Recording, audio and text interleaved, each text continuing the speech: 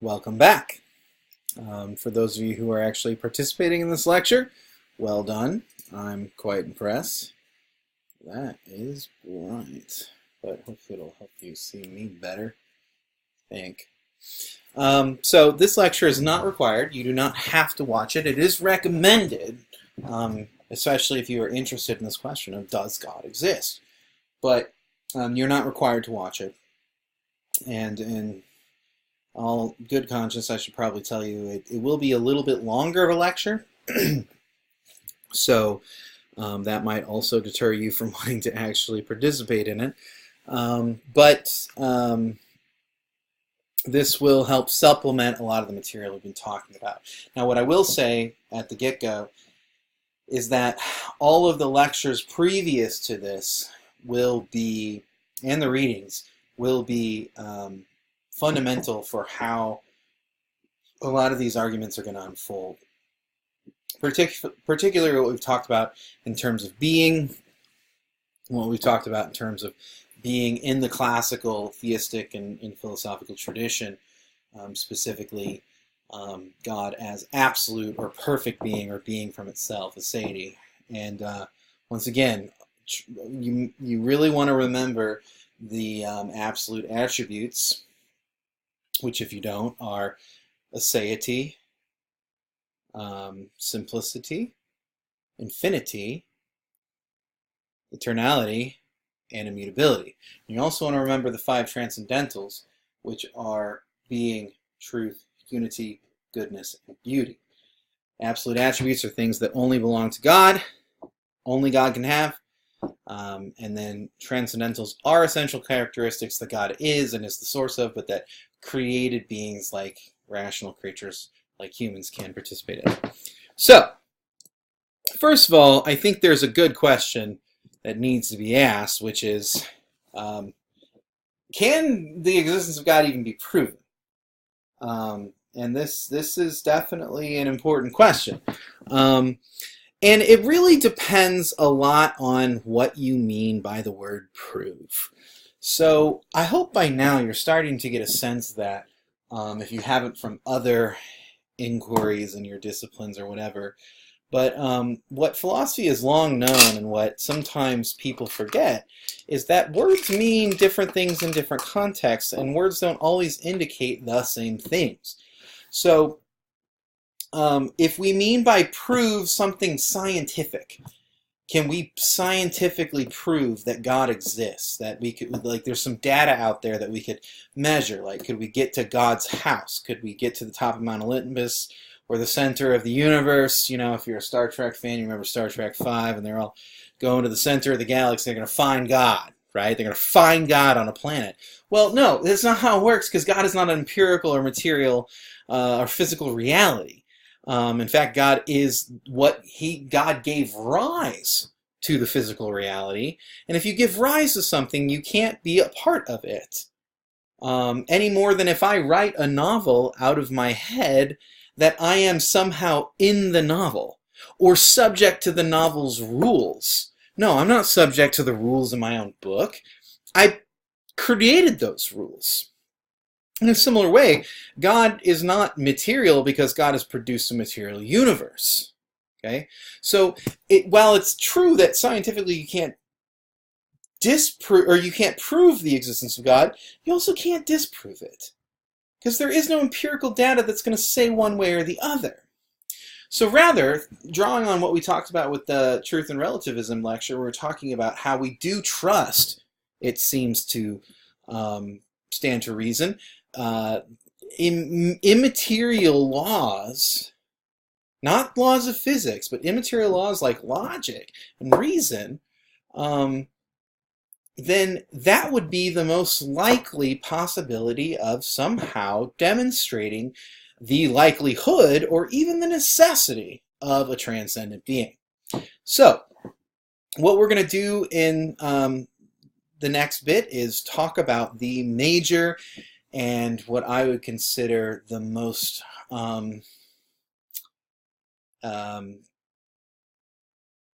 cogent or persuasive arguments for the existence of God. And what I want you to know, too, also, is that there's not a lot really to be done in this area. The arguments about the existence of God have been basically the same arguments for millennia. In fact, the last innovation in actually producing a special argument for the existence of God was 1,000 years ago. So this is well-trod territory, and it really just depends a lot on what are your assumptions. I'm going to move from the assumptions of classical theism, classical theology, and philosophy, as I've talked about in previous lectures, and what I take to be basically the fundamental philosophy and theology of the Christian tradition. So, the first argument about does God exist? Well, do you want to make a bet? I doubt you do. Who would want to make a bet on something like this? But there was somebody who offered a bet, a wager, if you will. His name was Blaise Pascal. Now, if you are in mathematics or science, you probably have heard of Pascal. He was a 17th century thinker, French, and he made a lot of incredible advancements in math and science for the time. He has a unit of measurement made after him. If you're into mathematics, you've probably heard of Pascal's triangle. And so he did a lot of things. He was a person of letters, as they say. He's a very learned person. But he also was very religious. And he came up with this notion that has been called Pascal's wager.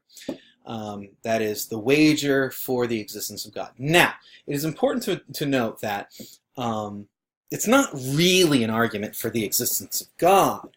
It's rather, in a sense, an argument for why you should believe in God's existence, even though it's impossible to prove it. It's really strange. But it has been moving and has been effective for many people.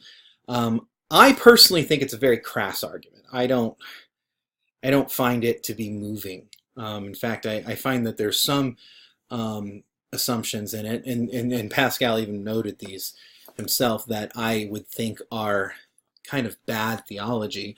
But it is an argument that has some merit, and we'll talk about why in a second. It also has parallels in other traditions. So Pascal actually didn't come up with it, so to speak. It's around in Greek philosophy and Hinduism. Islam has a very strong parallel to it, but Pascal kind of like cemented it for the West. Actually, that's going a little too far ahead. So the basic argument is this. And if I had a board, that would be easier, but still getting used to this online teaching thing. So basically the idea is God either exists or God does not, right? Those are basically the two options. There's a God or there's not a God. And given those two options, you can either believe or not believe. Now, if you don't believe in God and God does not exist, well, when you die, you've lost nothing. God doesn't exist, so when you die, you're just going to cease to exist. And so, who cares if you believed in God or didn't? You're dead, and that's it. You've lost nothing. No loss, no gain. Let's say you believe in God, and God still does not exist. You believe in God, but God does not exist. Again, no loss, no gain. You die, you cease to exist, your consciousness is extinguished like an imploding star, winking out of existence. You are done, and so you didn't lose anything, you didn't gain anything. You're just over. So again, no big deal. So those two options, you don't want to wager on those, because nobody wagers on something where they're not going to lose or gain anything. If you believe in God and God does exist, then you will get infinite gain. Because you will, I don't know, go to heaven and eat birthday cake and chicken wings for the rest of your life, rest of eternity. And so you'll be rewarded. You will have infinite gain. You'll get to keep living and existing in a blissful experience. And so, no loss, a lot of gain.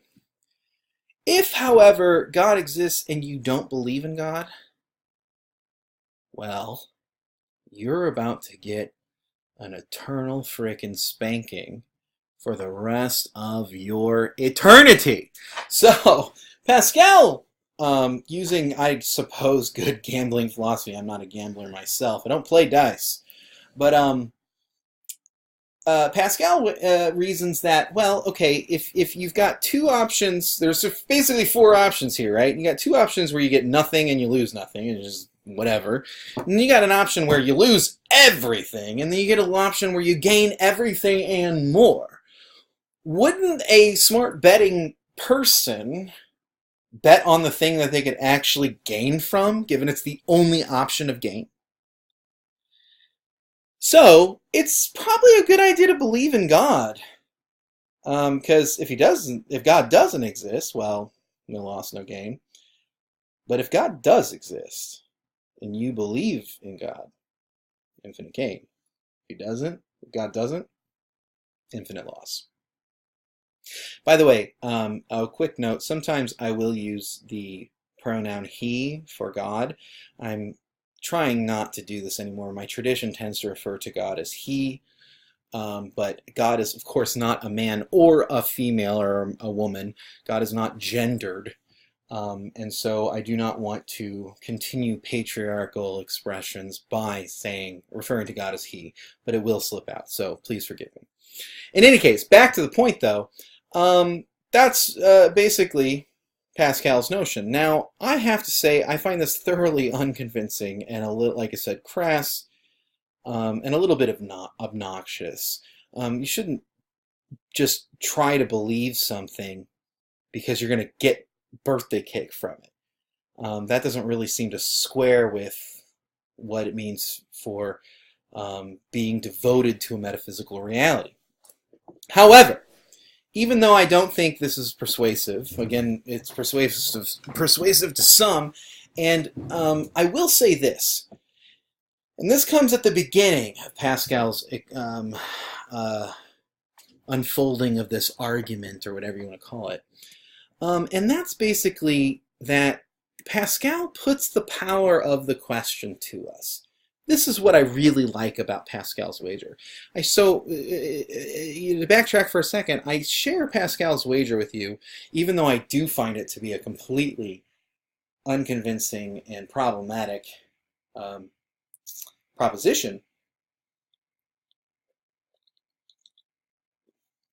I like it for I want to talk about it for two reasons. One, you may have already or will encounter this in the future. So, when we're talking about common arguments for the existence of God, most of which you will find I'm not in favor of, this is one you might run into. Secondly, I like, though, that he puts the question of God to us. So basically, Pascal says that you got to make this wager. You're not exempt from it.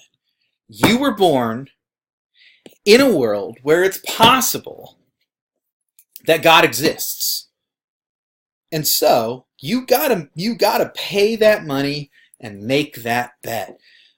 He says that existence is like we're on a boat stranded out in the ocean somewhere. We don't have the option of just not looking for shore. We got to point the boat somewhere. And even if we say, I'm not going to point the boat's going to move. So it's not a question of, are we going to move? It's a question of, towards what? And so in this regard, I find that to be quite special. And I also like this other reflection he has on it in his Pensées, which is French for thoughts. He says, I get this is pretty close to the French actually. I get it that there are people who don't believe in God and they have their reasons, and that's fine. And I get people who do believe in God and they have their reasons, and that's fine. What I don't get is people who don't care. I don't get people who just don't care about this question. And so Pascal's wager, and I think this is something insightful, is you can't really not do that. You can avoid the question. You can not care about it, but it is one of the fundamental questions. One of the big questions, so to speak. So while I find Pascal's wager completely unconvincing, I do think there is merit to it, and it is something that's out there. Now, to get to more formal, and I would say better, arguments for the existence of God, the first one we're going to talk about is the argument from design, what is also called the teleological argument, although there is a distinction between those two names, but for our purposes, we'll just conflate them. So basically, you've probably heard this, but basically, the argument for design goes something like this. The world is, they'll use the language of finely tuned. The world is so perfectly ordered for something as astronomically implausible of life, that it must bespeak a designer that designed it. And if that doesn't really make sense to you, one I think a very helpful illustration, one they use a lot, is the idea of the watchmaker. So let's say you're walking along in the forest, and maybe let's raise the stakes. Let's say you are some sort of Indiana Jones kind of like adventurer. So first off, you're awesome, but you're on some island that no one's been on for, I don't know, thousands of years. And somehow we know this for the purpose of thought experiment. No one has been there for thousands of years. And you're walking along, and your toe hits something, and you look down, and there's something glinting in the sand, and you pick it up, and it's a pocket watch. It's like a pocket watch in the style of like the 19th century. And you open it up, and not only is it, yes, very much a pocket watch, it's keeping perfect time. Now, what is the likelihood, says the argument of design, that this was somehow an accident of natural forces? Well, it seems pretty unlikely. In fact, no one would find that and say, well, this just naturally happened. Somehow, wind blew at the right time while there was certain kinds of rain and a volcano erupted and all of it came together, not just to make a complex object, but a complex object with an intention for a certain kind of activity. That is, watches are not just made for their own sake. Watches are made in order to keep time. There's an intention behind a watch. Well, says the argument from design, that's exactly what we see when we look at a cell. When we look at the very privileged, as they say, place of the Earth around this very particular kind of sun, the very particular kinds of orbits. And so basically what they say is that there are so many particular but precise exact conditions to make life possible that it is incredulous that this was not designed. And when you add to that humans have things like desire and consciousness, that indicates that there's not just a really incredible complexity of existence, but you also have an existence that belies intention. And so, if you came upon that watch in this supposedly untouched island you wouldn't think somehow this accidentally got produced from natural conditions on the island. You'd think somebody has been here. This has got some really good aspects to it. The universe does appear patterned. Okay, it does appear to be the case that the universe is ordered and seems to be sometimes ordered towards a purpose. And it is true. I don't think there are some people who would say, nah, it's not that crazy, especially given the size and the age of the universe. But a lot of people would agree that, like, the odds of sentient life emerging, not just life, but sentient, conscious life emerging, that level of complexity, it's fairly astronomical, quite unlikely. On the other hand, there are some problems. First of all, that the universe appears patterned, well, that's exactly what we'd expect. If we have working organisms, there's some kind of order, but it's not an intentioned order. It's just an accident of how the laws of physics work themselves out. And so when we look at it, of course it's going to look designed. And, you know, we might even say, like, well, it looks just like a computer. Well, where did we get the idea to make a computer from? You know, from the same kind of complexity that is exhibited in cells.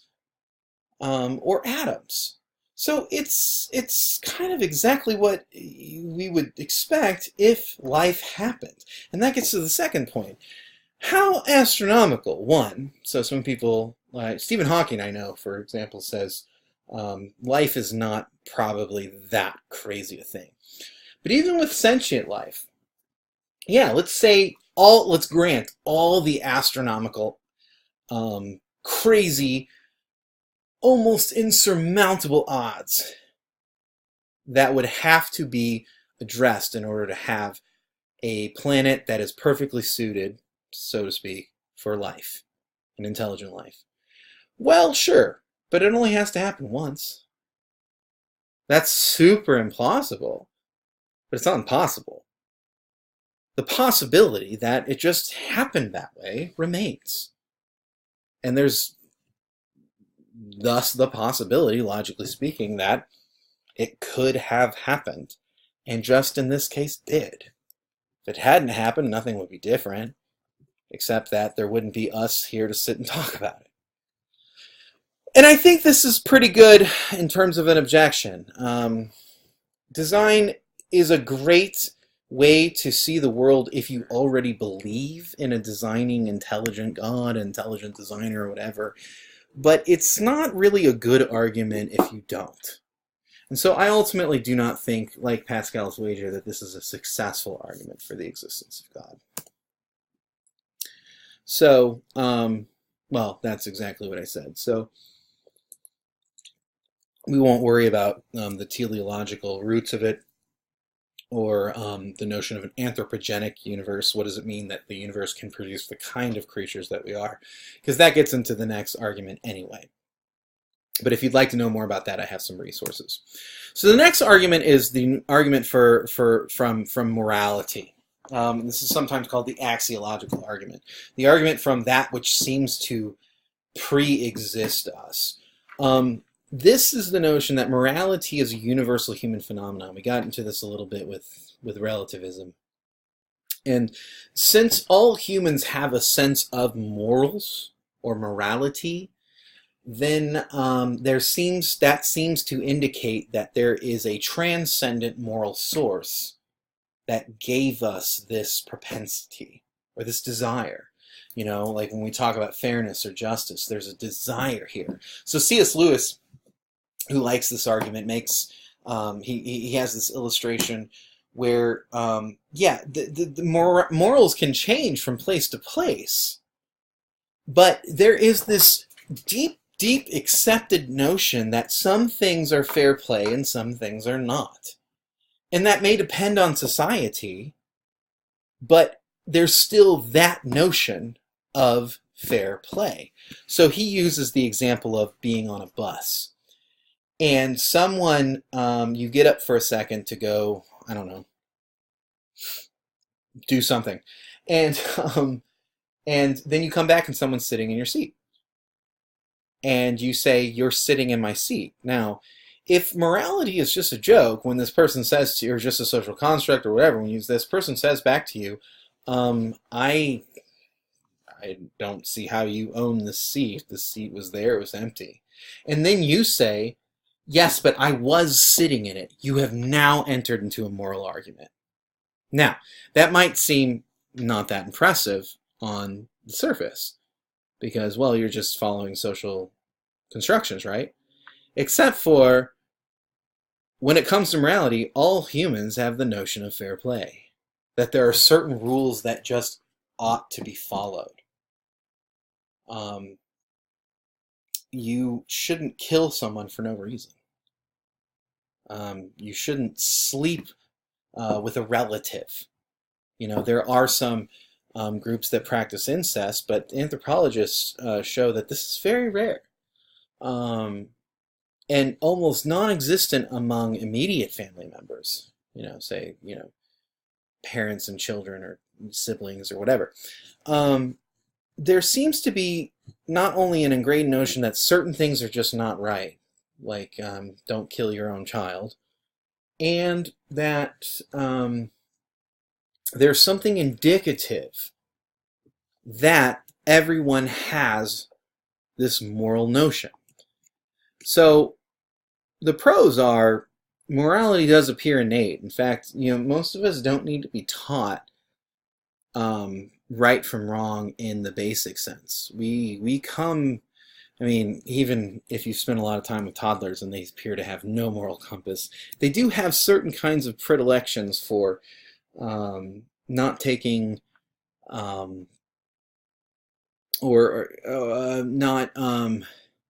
well, actually, toddlers do seem to not have any predilections at all. They kind of do whatever they want. But there is a sense of applicability and formation that exists with them, that they understand moral reasoning. They just don't care about it. And it is universal. So wherever we find humans, we find morals. We find arguments about what is right and what is wrong, what is true and what is false. However, the toddlers might be a really good example here. I mean, if you want to see the darkness of humanity, look at a toddler. The thing is that it can appear innate, but it might be socially conditioned. I mean, you're you're learning, you're absorbing from the moment you emerge from the birth canal. And so it might appear like you have some sort of innate proclivity for these kinds of moral questions, but you might just be conditioned to by a society that's already been inundating you with information. Also, there are animal societies with morals, so to speak. They wouldn't talk about them the way that we talk about them, but, you know, they have rules, things you don't do, things that are okay to do. Wolf packs have this. They have rules, hierarchies, social norms, so to speak. And while evolutionary imperatives wouldn't technically count as morality, it would guide the way we form morality. It could just be bad for the species to allow the indiscriminate murder of human beings. Society is thus following its evolutionary imperative to produce the best conditions for the survival of the human species itself. So again, I do think, along with the other arguments, the argument for morality really just doesn't quite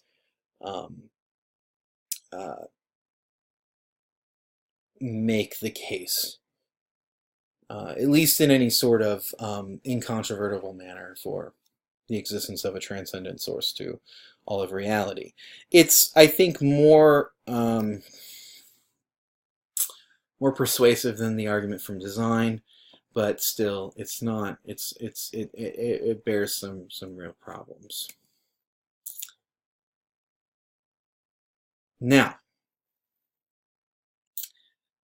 this argument, I have to say, I find to be quite interesting. There's something about it that I never can get away from. I struggle with doubt too. Or I say too, I'm assuming. Maybe some of you don't, maybe some of you don't care, but C.S. Lewis said, the issue is not doubt. Whether I'm an atheist or a Christian, I'll have doubt about those positions. The question is, which doubt do I find less discomforting? We all have doubts. But this is an argument that I come back to again and again, and it's the argument from causality. Sometimes also called the first cause argument or the cosmological argument, i.e. the argument for the production of the cosmos. And this was perfected by Islamic scholars in the medieval period. They called it the Kalam argument. They really, using Aristotle and Plato, tweaked this argument to its form that we accept it in today. Now, this is an extraordinarily complex argument that has certain assumptions that if you don't accept, it won't work, although it's hard to deny these assertions. But if you bear with me, it's easier when you have a board, but if you bear with me, I think we could get through this. So, the first premise is that everything in the universe belongs to a causal chain of beginnings. Okay? Everything in the universe has a pre-existing cause, something that gave rise to it. Could be more than one thing, but even so, every particular thing has a pre-existing cause, which means, by definition, that this thing is finite. It has borders. It has ends. It's not infinite. It can't be infinite because it has a beginning. And then what they reason to from this is the notion that if this is the case, then the universe itself must be finite. Why? Well, because the universe itself belongs to a causal chain of beginnings. The universe itself does not produce causes, but follows causes. Now we'll talk about what that means in a moment, but the idea then is that an infinite uncaused being that exists outside of the chain must have begun it. That is, if there is a finite chain of causes, something that does not belong to finite chains of causes must have given rise to it. So, one of the problems we run into is, what is the definition of cause? Well, cause, of course we've got, the butterfly effect, butterfly flaps its wings in Africa, and somehow this is like an ongoing chain of causes, so that there's an earthquake or a volcano explosion in Iceland. The problem with this is that has nothing to do with the kind of causality that we're talking about. The kind of causality we're talking about is not which tree and which human came together to make this table. Okay? We're talking about this case of the table itself. That is to say that while we can point to numerous factors that came together to produce this effect of the table, the cause of the table is a number of pre-existing conditions. So this might seem not that interesting until you start talking about the laws that logically follow there. For example, an effect cannot cause itself. That is not possible. An effect can only follow a cause. An effect cannot predate its cause. You can't have an effect. This table cannot predate the tree that it was made of, any more than you can predate your parents. Okay? You can't exist before your parents. That is an illogical notion of cause. Because you have a beginning, you have to have something that comes before you, that brings you into existence. That is, all finite things must have a prior and thus, in a real sense, greater cause. If that's the case, for example, you cannot pre-exist your parents. That's impossible because your parents caused you. Then any chain of causal events or any chain of cause and effect itself requires a cause, because you have to have the moment where a cause produces an effect. The chain of causes can't cause itself. The chain of cause and effect cannot predate its own self. So if something is caused such that it produces a kind of domino effect of chain, a domino effect of cause and effect, there must be some sort of cause that predates even its rules of cause and effect. In classical language, this means there must be a cause of causes. Now, one of the most popular issues with this is, well, what if the universe itself is infinite? What if the universe itself is eternal? What if the universe itself has an infinite regress? It goes back forever and ever and ever and ever. Well, there's a number of problems with that. First of all, interesting enough, this does not actually cohere with the current theories of science, at least as I understand them. Apparently, the universe does have borders. The universe doesn't go on forever, whatever that would even mean. Part of the problem is that how can a physical reality, which the universe certainly is, not have any end? Not have any limits? What would an infinity of hammers really look like? Infinity is not just, it's not a number. You can't have a number for infinity. I used to, when I was in high school, I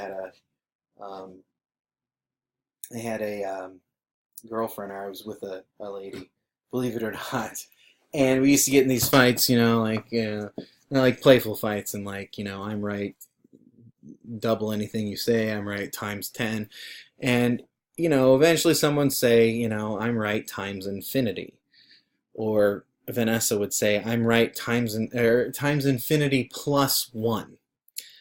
Well, that's cute, I suppose. Maybe not that cute. But what's interesting is that it makes no sense whatsoever. If you add infinity to infinity, what do you get? Infinity. If you add 1 to infinity, what do you get? Infinity. You can't add 1 to infinity.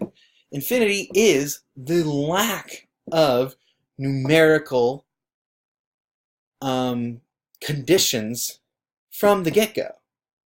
So, if physics is based in laws that include mathematics and space and time, you can't have a physically demonstrable infinite universe. It doesn't make any sense.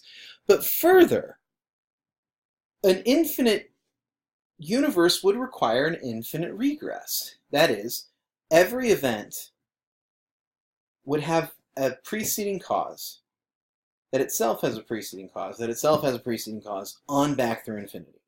So that you never actually can reach the first cause, because there's an infinite number of causes preceding that. Well, the problem with that is that we could never actually get to this moment, because we could never actually get to this effect, because this effect would require an infinite number of causes before it.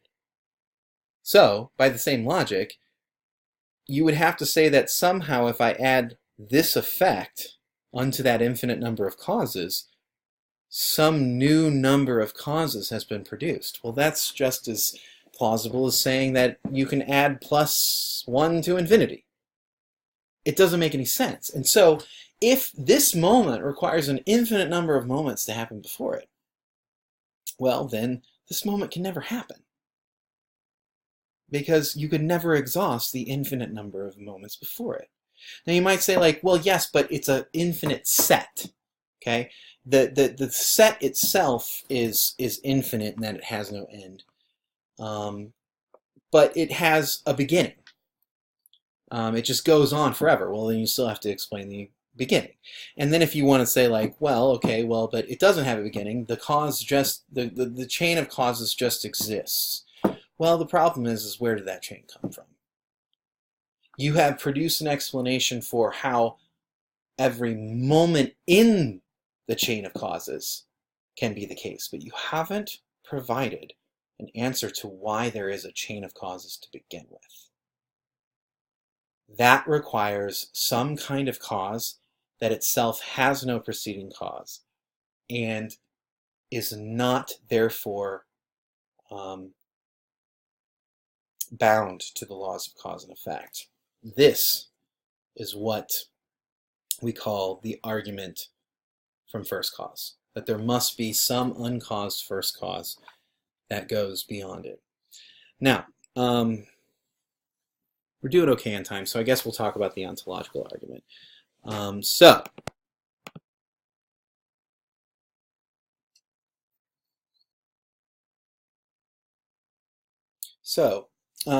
The argument from being is arguably the most difficult to understand.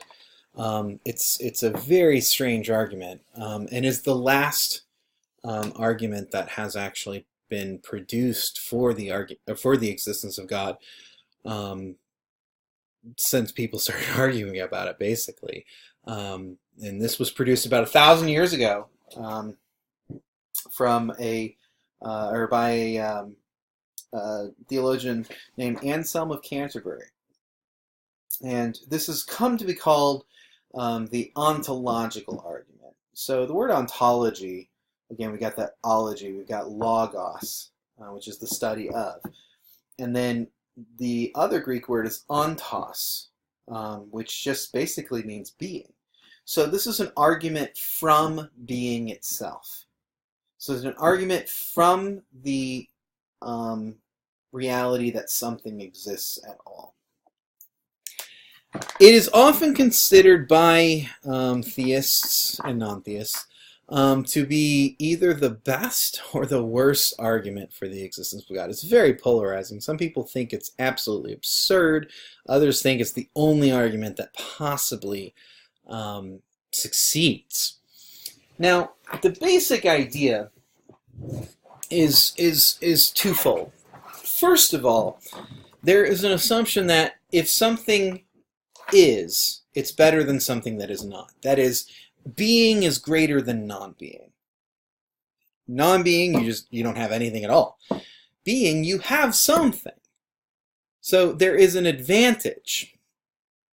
And so Anselm takes this and he says, okay, well, if something exists in my mind, but not in reality, then the thing that exists only in my mind is not as great as something that exists in reality. It's just in my mind. Well, then he goes on to say, well, if we're going to define God, we have to define God as that than which nothing greater can be conceived. This is the highest being. No being can be conceived that is greater than it. Well, reasons Anselm, if in my mind I have a being that I call that than which none greater can be conceived, and that being doesn't exist, then frankly, this laptop is greater than that thought. This lamp is greater than that thought. This soda water is greater than that thought. And thus, it's not actually that than which nothing greater can be conceived.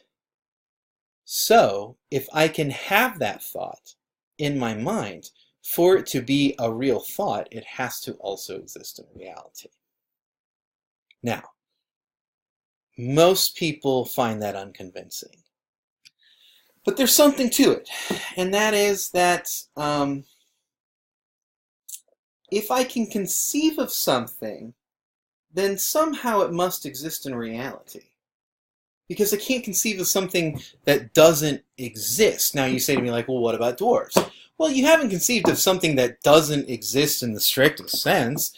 These are shorter people, like elves. These are taller, slender, beautiful people, like Tolkien says. What unicorns? They don't exist. Well, you haven't thought of anything new. You haven't thought of something that doesn't exist in reality. You've thought of a horse with a horn on its head. So the idea is that you cannot actually conceive of something that does not have some corollary in reality. You can't conceive of a rule of logic, for example, that doesn't actually work and that does not obtain in all other situations where logic is the case. So the idea is, if your mind has that kind of basis for not just interpreting, but in some ways founding reality, grounding reality, then if you have this thought of that than which nothing greater can exist, that must exist in reality too, therefore God must exist. Now, that's where Anselm leaves it, basically. And some people have gone on to try to improve it or add nuance. And this brings me to St. Bonaventure, who has a very interesting take on this argument. St. Bonaventure, scholastic theologian who was contemporary of Thomas Aquinas, argues that, and he's using an old axiom that was probably best said by the Islamic theologians, and that is ex nihilo nihil fit, which is Latin for from nothing comes nothing. So like the old song, right? Like, nothing from nothing leaves nothing. You gotta have something if you want to be with me. Ba-da-da, da-da-da. I'll stop because this is probably hurting you. So the idea is that if there is nothing, something can't come from it. Now, here's an interesting experiment. Because we got to really understand what nothing is, right? So I want you to imagine nothing right now. So, what did you see? Some people saw the word nothing, and that was cute, but that wasn't actually nothing, right? Most everyone probably saw a blank black space. Just darkness, just blackness, right? Some of you, very few of you probably, it's usually about 2 or 3 people, and I have no idea why, and I have no idea why this happens, but some of you probably saw a blank white space. But the deal is that none of you actually conceived of nothing. In a similar way to I say, well, I'm holding nothing in my hand. I don't mean that I'm actually holding nothing. I mean my hand is empty. All you perceived was an empty space. You still perceived a space, which means you did not perceive nothing. It's actually impossible for us to conceive of actual nothingness because we are. And so it is impossible for there to be actual nothingness. Nothing doesn't actualize. Nothing is nothing. It's no thing of any kind whatsoever. So if we have an instance of true nothingness, then it's impossible for this nothingness to produce something. That's quite impossible. So this means that being and non-being, although sometimes people think this way, being and non-being are not like equally possible realities. And being and non-being cannot exist one after the other. Being cannot give rise to non-being, and non-being cannot give rise to being. Therefore, one must precede the other. Well, if non-being is the case, then no being ever could be the case. Whereas if being is the case, you could have non-being, but only insofar as it is the absence of being that already is the case. Thus, Bonaventure says, well then, being must have always been the case. Some sort of being itself. In fact, the being that gives rise to all other being. That is being itself, aseity, therefore God exists. Now, does this argument work? I don't know. To be honest, I really don't. I would certainly consider it to be one of the most interesting arguments, one of the most brilliant arguments in terms of just its ingenuity. It's just unbelievable.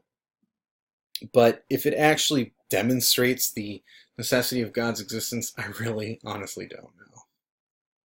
Now, here's the final wager, the final move. And it's not really an argument for the existence of God. Rather, it's an argument about the implications of the question of God. And this brings us back to Pascal. I don't think this argument can be avoided. Excuse me, I don't think this question can be avoided. Somehow, one way or another, we're going to end up right back in this question's clutches. Does God exist? And so, what we need to understand is the implications of what it means if God does not exist. So, of course, we understand that God cannot be, hopefully by now, proven or disproven by scientific methods or some kind of sensory data or empirical experience. Rather, it's more about what is the case if there is a transcendent source of all of reality, and what is the case if there is not. So, if we believe the universe only to be a product of natural processes, then we actually have no way to know that this belief actually matches reality. That is to say, natural processes that are purely material can't give rise to something beyond nature. That is, natural processes are not rational. Rationality is a state of intended structure, which is why logic works. If the universe is a bunch of accidents guided by an impersonal law, or set of laws, then we don't know if anything that we think we know, including this table can't be this table and not this table at the same time, actually is true. If it makes any sense whatsoever. For that to be the case, you would need an intention behind the making of the universe. You would need something to give nature order. Reason is not produced by nature. If reason is produced by nature, then it's produced by a bunch of, non-rational processes that produce a kind of experience of what seems to be rational, but we don't know, because all we know for sure, if we know anything, is that when I touch this, it's hard. Or when I stick my hand in a fire, it's hot. But I don't know, ideas aren't real. They might be helpful, but there's no basic structure behind them. They could just as well be gibberish or illusions to help all of us in the species, as members of the species, mate and survive. So the idea is that if there's no transcendent source of reality, i.e. something that's injecting the world with meaning, then rationality is itself a meaningless concept, and therefore an illusion. And so it might help us survive and mate and thus continue the species, but it's not demonstrably trustworthy. The logic and the rationality that we use every single day, if there is no being giving that ratio, that structure to the universe, then there's no way to adjudicate whether or not it's real. The great atheists understood this. The great atheists like Nietzsche, Camus, Sartre, And that's basically that if the world is purely material, then it can't have rational processes. And if that's the case, then it's impossible for rational beings to be produced by non-rational processes. So we can't have trustworthy thoughts when nothing thoughtful produced us. So here's the basic claim. Reason and nature are not in symmetrical relationships. If reason exists, then we can make sense of nature. But if nature produces the concept of reason, then we have no idea whether reason actually is always true or logical. And so the basic claim is, it makes sense to believe in God and rationality. That makes sense. There's some transcendent being that orders the world. And it makes sense that there's no God and there's no rationality. This is what these atheists, for example Camus, which we'll talk about in a second, call absurdism. The universe is absurd. It doesn't have any meaning. But what makes absolutely no sense whatsoever, there's a kind of sense to the nonsensical aspect that there's no God and thus no rationality and everything's absurd and meaningless and we're just pretending or trying to make meaning in a world that is ultimately impersonal and has no concept of us. But there's a kind of sense to that. There's absolutely no sense to the notion that no being ordered the universe, and yet we can trust our faculties of logic and reason. That is, you can have God and rationality, that makes sense. You can have no God and thus no rationality. That makes a kind of sense. What you can't have is no God and rationality.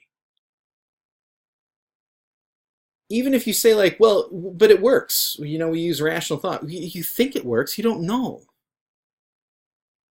And further, you don't know, you can't use reason to adjudicate reason. You need something that gives rise to reason.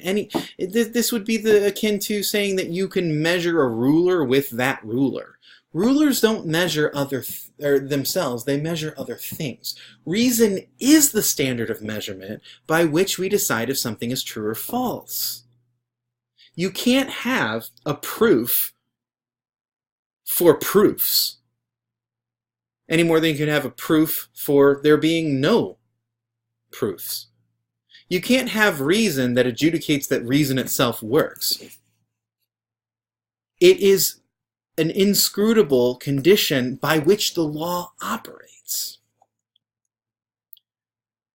So, I really don't mind atheism when it's interesting. To be quite honest. Sometimes I wonder if I'm an atheist myself. I'm not. But it is the condition of the intellectual person to doubt. What keeps coming back for me is this notion that if I don't believe in God, I don't believe in meaning. And if I believe in God, I do. But there is no sense to the notion that there is no God, but somehow there's meaning to the world. At that point, the meaning is just what you make of it, and then, you know, you've got your issue of logic and truth and relativism, but you can't really rely on logic at that point. So, this brings me to one of my favorite examples, which is Albert Camus' absurdist notions, absurdist philosophy, where he talks about the myth of Sisyphus. If you don't know, the myth of Sisyphus is a Greek myth where Sisyphus actually kidnapped death, or stole death, and tried to make it so that, you know, humans could be immortal. And the gods punished him by giving him a huge boulder or a rock that he was tasked with pushing to the top of a certain hill. The problem is that the top of the hill was pointed such that every time the rock got to the very, very point where it was supposed to rest and then he would be free of his punishment, it would roll down the other side. So Sisyphus would have to start over. And so Sisyphus is caught in this meaningless gambit of doing the same act over and over with no result. None whatsoever. For the absurdist, this is what it means to live in a world where there is no God. If there's no meaning maker, then all we're doing is pushing a rock that's never going to stop. Now, I do hope this didn't trigger anyone, this quote from Camus, but this is why Camus concludes that the only really serious philosophical question is suicide. Do I want to live or do I not? Do I want to keep on doing this or not? The world is absurd. There's no meaning to it. So the question is simply, am I going to stick around or not? Now, I don't agree with Camus myself.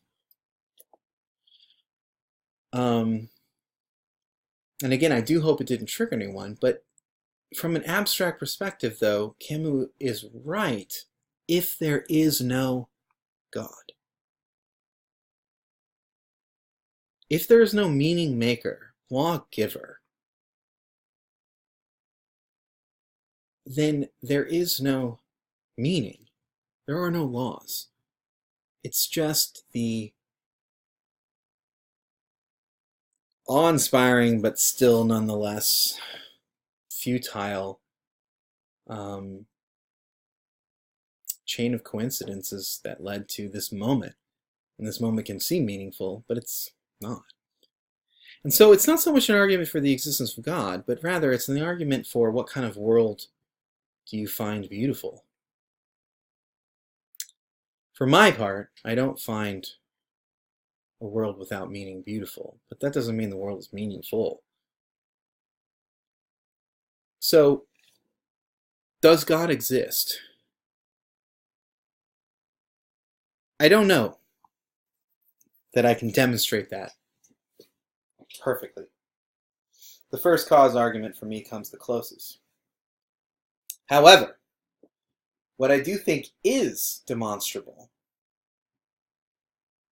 and unavoidable is that if God does not exist, the universe is absurd.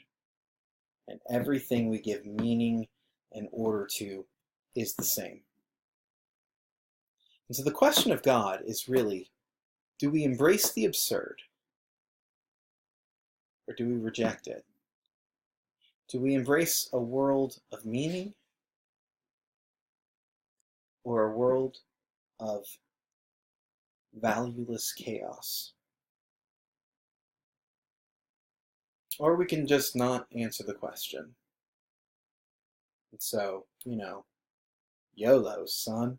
It's not what I would suggest, but I recognize it is one way of dealing with this strange journey that we call life. All right, that's enough for me. If you made it through this far, I doubt anyone did, but if you did, well done. And I will pick up with you next week where we start getting into the actual notion of the Bible, God, and creation. I hope you have a great weekend and that you are filled with very great blessings, or maybe not blessings, I shouldn't say that, but meaningful experiences.